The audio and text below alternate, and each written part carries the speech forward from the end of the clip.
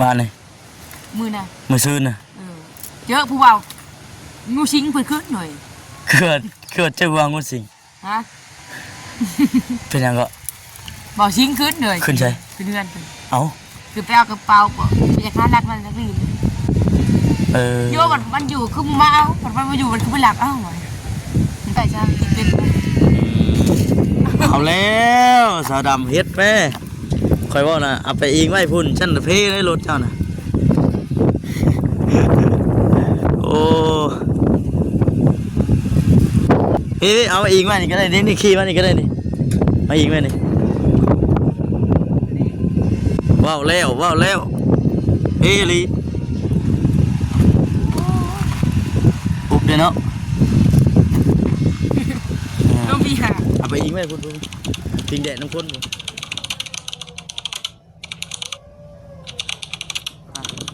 ไปใช้นี่ฮะ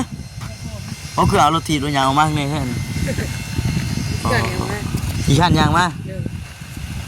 ผู้เดียวปะมาผู้เดียวมาเลยคือมาผู้เดียวสบายดีก่อนสบายดีเด้อนั่งพิงแดดมาเขาเนาะยังคุณมาจะคือหัวหนาวหัวตาป่ะดิเฮ้ยคือหัวหนาวหัวตามันหนาวเนาะตื่นให้กูโจรดิไปให้น่ะตื่นว่าให้กูโจรว่ามันหนาวเอาในนี่ได้ก่อนมันหนาวเคยประมาณฮะมันเคยชินหัวเราบ่บอลเผยใช่บริมาก่อนคือแบบบุว่าเนี่ยเขามาหาโน่ลินให้มาหาจากโรยกุฟ้านี่ไหนใช่แล้วใช่ป่ะเขาเลยว่าฉันประชาว่าพาตัวกระวินไทยว่านี่บ่มื้อนี้ได้มีไผจะมาโอ้ยไปเลย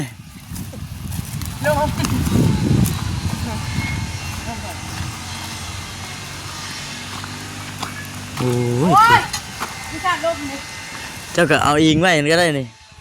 สดำเอามาอิงไว้ก็ได้ในร่มมิกน่ะแค่ยอดร่มมิกอ้าวเนาะเอ้ามื้อนี้เด้มีภายในมาหายังบ่ทันได้มีแสดงว่าบ่คำนั่นเป็นคนแรกเนาะมาเยี่ยมมาซื้อมาเยี่ยมมายามเบิ่งมาดินน้ำนี่ได้นี่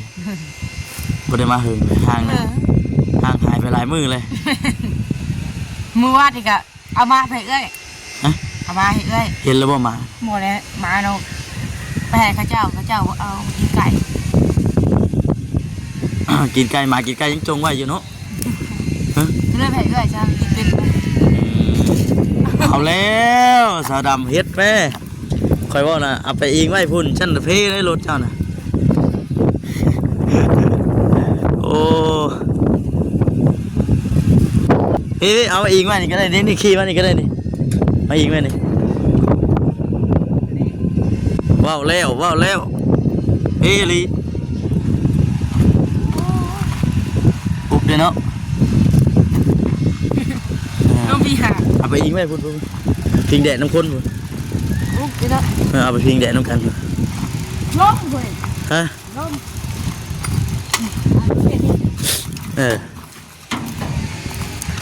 ยังอยู่ในบ้านเพื่อนมียังมันเนี่ยคือนิสัยมีคนหลายแท้นิสัยในบ้านนี่แหละบ้านใดคนคือหลายแท้ใช่ปะคนคือหลายแท้ใช่นิสัยนี่เนื้อทางออกบ่มือเนี่ยเป็นยังไงคนหลายไปยังไงจังหวะเนี่ยเหมือนทางไหนผ่านทางมาซื้อฮะใกล้วัดเนี่ยมันจะใกล้วัดเป็นยังบ่พูดว่าคนหลายซื้ออย่าว่ามีการมีงานบ่นะใส่ชุดนี้ลายบ่โมเมนต์ซุ่มเซลกันนี่นะโอ้โมเมนต์กองร้อนในคนย่ามมึง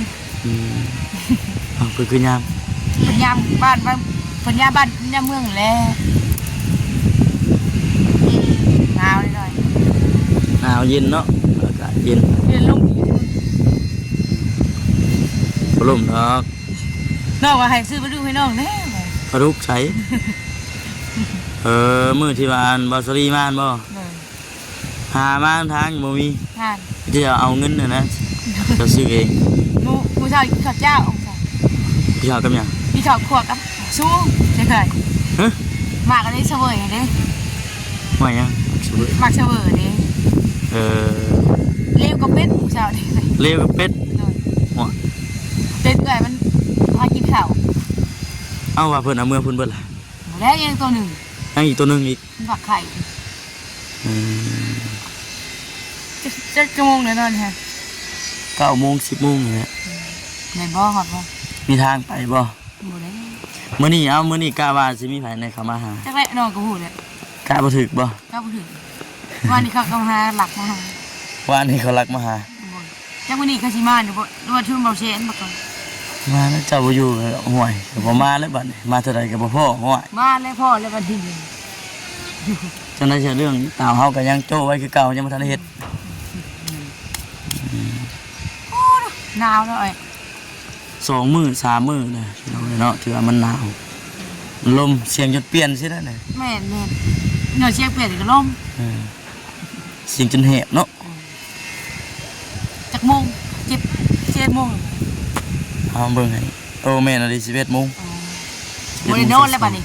ไปให้บัดนี้ ก็สิเอาพี่ลูกป่า เอ้าในบ้านมีคนเสีย ปุ๊บใช่บ้านน้อยสิ อืม เอาพี่ลูกป่าบ่ได้นอนแล้วมันกลำ โอ้คลำบ่เออ แต่ว่าก็ว่าไปนำคนตายเลยว่ามันจะให้เรานอน จะบ่ได้ไปส่งสการเพิ่นบ่ แล้วถ้าก็พอกันถึงงานถึงเงินทั้งลุง สาวดำพี่น้องเอ้ยเนาะบ่ได้มาหลายมื้อเด้อคือสิหลายผู้หลายคนอยู่แล้วบ่ได้เข้ามากัน คือการเรียกการงานนะ ค่าเวียกค่างานแน่ก็เลยบ่ได้เข้ามาหา วันเห็นยังมัน นะ วันเห็น อันนี้ ว่านี่ลงไปทางพุ่นว่า ยังไง ลงไปทางอัน เมืองซน มึงชนมาไปอีกแล้ว ฮะ มึงชนมาเดี๋ยวต่อ บ่ เพราะว่านี่กระพากเอ้ยจังหวะกาบาให้มันแหละเขาบอกเอาเขามันกี่ไก่เด้มันแหละเขายิงมันตายคืน เอาเข้ามาคือเก่า น้องเลยไปเอาน้องไปส่งอะไรให้เขาจะส่งเงินเอาเงินขาไก่เอากินแหละเขาบอกเอามาหมดเลยเด้อไปกินไก่ไง อืม น้องก็อยากเสียเปรียบน้องก็เอามา เอามา อะไรให้เอื้อยวันนี้ถ้าบอกกี้ก็เว้าแล้วอยากกินไก่เพิ่น โยเนาะมาใกล้ๆกาป้าไว้เลย ดาแอปเปิ้ลนี่ชื่อเพิ่น ข่อยมาเมื่อกี้นี่ผมคิดว่าเจ้าให้ทานนี่ว่าโมเมนต์เนาะ ปล่อยเลย คือกันได้เสือ แล้วหายทุมีไปกินไปทุมีเด้อน้องว่ามันก็เอาเซ้ยแหละหมอน่ะมาเพิ่นตายบ่ มาหาเรานั่นแม่นบ่เห็นเลย น้องพรามเขาเลยทางตรวจว่ารถตามตาย โอ้อยู่หันเลย เขาว่าพังเลยตำรวจไปห้องมันกับหมู่บ้านเลยมาตายเนาะ มันเล่นตามทางคือว่าเลยเนาะ น้องก็ไปเอามาแล้วน้องเอาให้เขาเลยมันตัวมันกินไก่ สิเฮ็ดกินยังตอนเที่ยงนี่ จัก มียังจะเด็ดกระตุนี่ กับโอ้ได้มีอย่างไรฮะมันจะมีกระชิบเลยไข่กระชิบ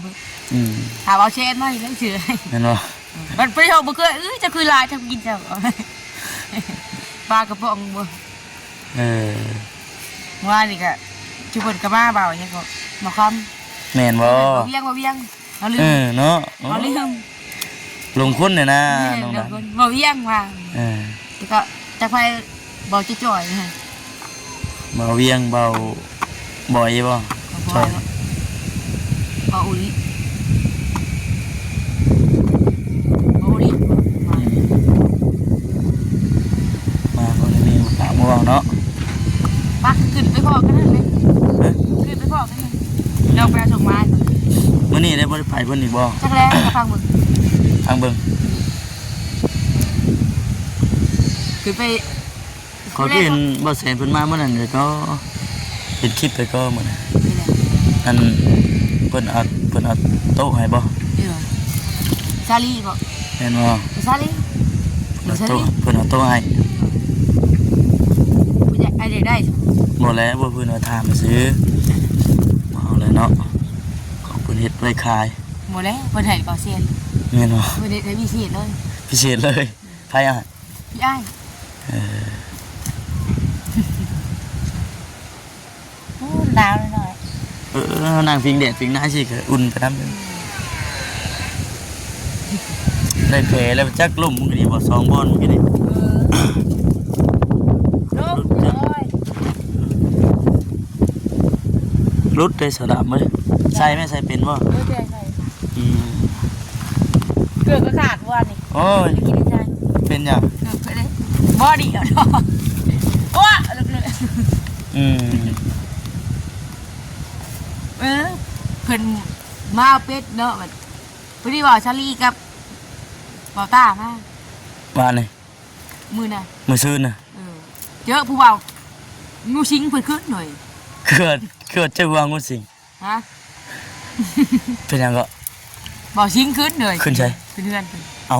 คือไปเอากระเป๋าบอกไปจะค้านักมันนักรีน โยมันอยู่คือมาเอามันมาอยู่มันคือไปหลักเอ้าหน่อย บ่สิงขึ้นเฮือนนั่นเอื้อยของเจ้า เลยมันเลยมันก็ตั้งชื่อว่าบอกจะได้งูสิงขึ้นเฮือนมัน ไปตั้งชื่อก็ เอื้อยเลย งูสิงขึ้นเฮือนดิเออคักก็ดีเนาะ จะงูสิงขึ้นเฮือน คืออันเรามาเอาอันกระสอบเรามาทงเราไปเก่าคือก็ไว้น้ำหัวน้ำเคน่ะ ไพ่น่ะมา ไผ เราไปว่าเราอยากหลักกันอะเดี๋ยวมันจะคือว่างูสิงขึ้นเฮือน ไผ พูดเลยงูสิงขึ้นเฮือน คักเลยเนาะ ยายว่าอ้าวมันห้องใช่เพิ่นแล้วยายว่าแล้วก็บูยินอีได้แต่ก็น้องว่า บอลลี่ได้เพิ่นเข้ามาหาบ่ล่าสุดเพิ่นเข้ามามื้อใด แจ๊กบ่ฮู้ เอ้าเข้ามาหาเจ้า ก็บ่อยู่ บ่จื้อเนาะ อาจารย์ม่วนว่า พี่สิหลายมื้อเจอแล้วเพิ่น อาจารย์ จานมาหาเจ้าจ้ะ บ่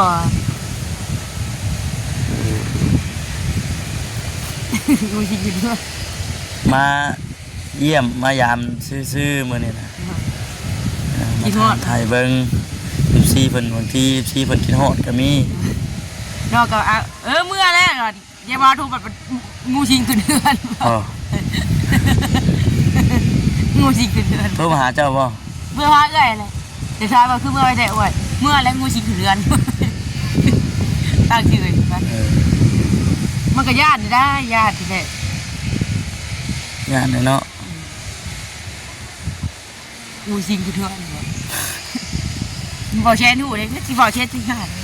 ฮู้แล้วล่ะว่า อ๋องูสิงคือเถื่อน ฮู้แล้ว เพื่อนเลย เพิ่นมาหาเอื้อยเจ้าหั่นแหละคักซื่อ งูสิงคือเถื่อนแล้วก็มีเขมีขาว งูสิงบ่ เนาะเลยก็ว่าไปสิ มื้อนั้นแม่นบ่จิตก็มาจังมื้อ เงื่อแล้วปะไปตากระเพราเงื่อไปทาว่างูสิงคือเถื่อนญาติเมื่อเงินเด้อบัดทองยายวายยายอะไรก็บัดยิ้มได้ผล บ่ เมื่อไงเด้อว่าจะได้งูสิงขึ้นเรือนนี่บ่โทรมาอีกว่างูสิงขึ้นเรือนอีกแล้ว มันบ้านมันมีแต่สองหลังอะเนาะสิแน่นจังได๋อะนะ ก็ใช่อาจารย์ ฮาด ว่าไหมฮะ หนาวเด้อพี่น้องลมแพงขนาดผู้ งูสิงขึ้นคล้ายงูสิงเหมือนกับสิงมองอย่าได้มือมาตัวเดียวพอกันย้อนแล้วน้องไปพ่ออยู่กลางทางน้องไปห้องไปละมันอยู่เนาะ พ่อเจ้าบ่ ไปชิมน้องน่าเลยน้องน่าเลยแล้วก็ได้พอกันเลยกลางทางเลยก็พากันไปอีก ไปพุ่นเลย เลยพากันไปกระจอดว่าสิเบะกระตุกนี่บ่โอ้ยบ้าพวกเรา เด้ยังดิ เว้ยย่างว่ะ มีแต่งูสิงนั่นอยู่หั่นเนาะ งูสิงค่ะเดี๋ยวเบิดเพื่อนบ่น่ะมันชี้แบบชี้ย่านๆค่ะมันมีแต่พาค่ะกูไม่ได้กงไว้มันจะดีก็ซะ เพิ่นว่าใส่ ดีก็ซะ ทั้งสาวดำ เว้าคนเดียวพี่น้องเอ้ยเนาะเจ็บคอ เว้าหลายบ่ได้ แม่เรื่อยก็มาออกไปงูได้ไปเรื่อยไปปีกันเดือน อันนี้จะว่าสิออกไปนั่นนึงทันทีก็ แล้วเวลาบุลงมันสิกันเดือนบ่บ่ต้องชั่วเนี่ยเนาะ กินหมดจับ โอ้แล้ว ฮะ งูสิงฮะ เออ แต่ว่าโตนะ ว่าเพิ่นว่าเป็นงูเป็นห เย็ ยั น ง แล้วแหละใหญ่สำคัญไอ้นี่อยู่กลาง เออ กินตลอดจะกินเหมือน บ่ เป็นยัง จัก ญาติเนาะ ย่านมัน เมื่อกูที่เสื้อเนาะงัวเลยแต่ละหน่อยมันจะตอดเนาะยืนไปยืนมามันฝืนคอใช่ก็เหี้ยก็ตาย โอ้ลงเนาะนี่ก็ขนาดสวยเด้นี่ก็จบจังนี้ก็ออกไปพุ่นเลยก็เป็นสิได้เมืองเลย นะ บางทีก็ออกแวะ บอกเชนบ่มาไว้มีแล้วสิมาอยู่เราเห็นอยู่ จังหว่าแล้ว เดี๋ยวไปบอกว่าจะมาเห็นโชคเถื่อได้ ฮะ โชคเถื่อ แล้วหาเจ้าบ่เห็นบ่ ที่เห็นในข้างนอก มาเยี่ยมนี่แหละมาเยี่ยมมายามเบิ่งนี่แหละ วันนี้กันที่บ่อยใช่ อืม เดี๋ยวบ่ได้ซื้อหยังมาเด้อมื้อนี้เด้อ โอ้เป็นไง มาให้มาอยู่บ่ จะให้มาอยู่ได้ เดี๋ยวว่าจะบ่ซื้อหยังมาต้อนอยู่ว่าบ่ให้มาอ้าว หลาย บ่ได้ซื้อกินเล็กๆน้อยๆน้ำบ้านเฮาก็เจ้าขายสิบ่ปาก ๆขายอยู่ได้ขาย เออ คือพวกที่เอ้ยว่างูชิงมัน อ่า กับเพราะเราเจ้าจะมือขุดดูน้อง น้องใช้ น้องของป้า เออ น้ำเอ๊ะ มันคือลึกแท้ ฮะ มันสิบกบ่ โดนคนละมาดูดอีกน้องหนึ่งคนละคุณก็ชอบน้องน้องก็ไม่ได้ไปมือนะกันดูน้อง หนาวสิเจ้ากล้าลงบ่ น้องมาเลย หนาวได้ เออ บ่ไหวเลยคน เอาไว้ว่ามีกินกุ้ง หนาวมีบ่กุ้ง นี่นะ คืออยู่น้ำโคกน้ำดอนบ่จ้ะ